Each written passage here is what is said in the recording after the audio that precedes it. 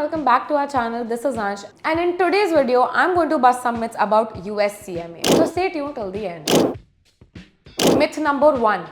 The CMA course is just not worth the cost. अब obviously ये myth है because CMA जो है it's a professional certification and in comparison to all other professional certifications and qualifications this is relatively way less costlier.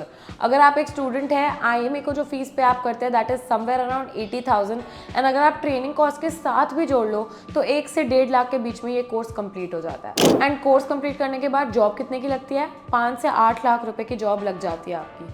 सो 1 से 1.5 लाख खर्च के 5 से 8 लाख की job, don't you think it's worth it? MBA करने जाओगे या और कोई भी प्रोफेशनल क्वालिफिकेशन करने जाओगे कितना कॉस्ट इनकर करोगे?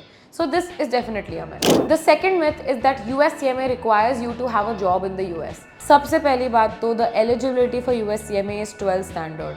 CMA के एग्जाम्स देने के लिए जॉब होने की कोई ज़रूरत नहीं है.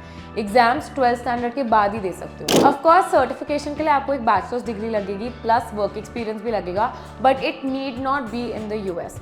एंड एग्जाम्स के लिए तो वर्क एक्सपीरियंस चाहिए ही नहीं होता. So that is also a myth. The next myth is that it takes too long to complete. US CMA is one of the shortest professional qualifications. In fact, takes too long क्या? It doesn't take long at all. 2 ही part होते हैं CMA part 1 and part 2. Of course ये आपके understanding, knowledge, capabilities पे depend करता है कि आप कितना टाइम लेते हो to complete it. But in comparison to the other course जिसमें 20 पेपर होते हैं, 16 पेपर होते हैं, 18 पेपर होते हैं, उनके कंपैरिजन में इसमें सिर्फ 2 ही पेपर होते हैं. तो कैसे ये लॉन्गेस्ट हो सकता है? In fact statistically students take around 12 to 15 months to complete this course. And अगर आप प्रोफेशनल हैं, you already have prior work experience, and 6 to 9 months में भी ये कोर्स कंप्लीट हो जाता है. So that's also a myth. The next myth that it's a completely theoretical based paper, कोई practical application नहीं होती. अब CMA के एग्जाम में खुद ही ऐसे टाइप क्वेश्चंस होते हैं जिसमें आपको अपनी नॉलेज प्रैक्टिकली अप्लाई करनी पड़ती है. You have to make whole sense of all of the theory you have studied and apply it into a practical situation. In fact, CMA as a concept, it's a management accounting based course. आपको management को strategic decision making में help करना है.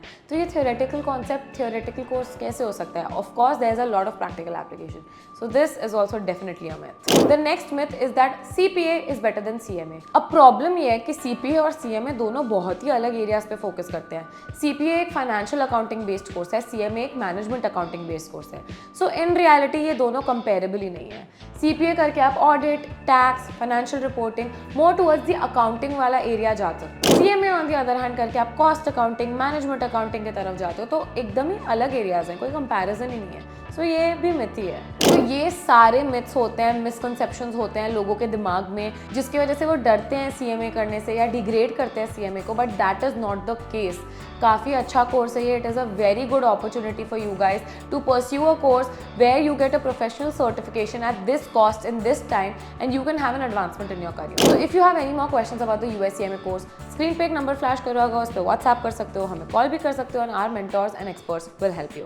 Video पसंद आया हो तो like ज़रूर कर देना, सब्सक्राइब भी कर देना हमारे चैनल को, and I will see you in the next one.